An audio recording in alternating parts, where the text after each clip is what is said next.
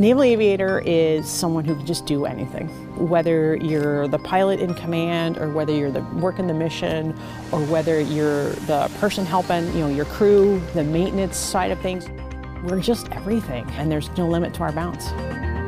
When I was young, and by young I mean 8th grade, I decided I was going to the Naval Academy.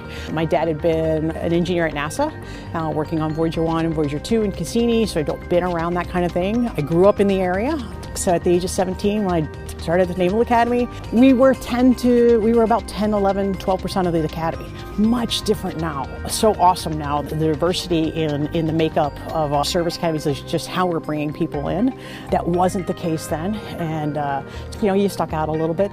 This was also when combat exclusion law was lifted, so I was the first class to graduate after the combat exclusion law was lifted, so we were all under the same rules as all the guys at the academy as well. And so I was like, okay, well fine, I'm just gonna go be a pilot and have fun.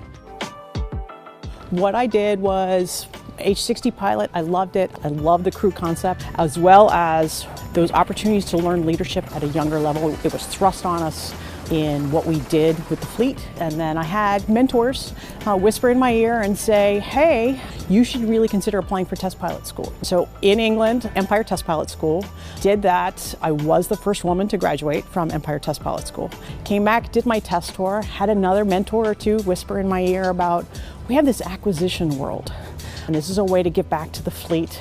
Decided this is awesome. I got picked up and then just went on that acquisition career path.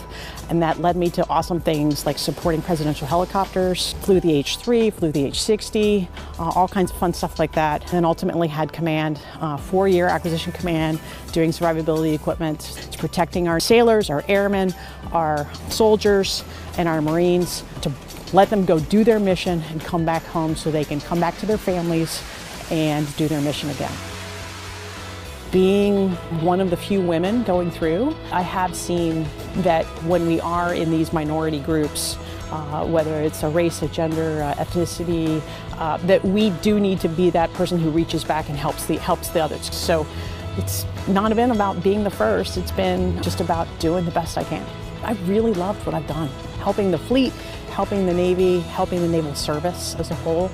It's not the same Navy that I joined, almost 28 and a half years ago.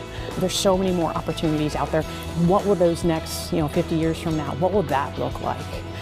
It's just so inspiring.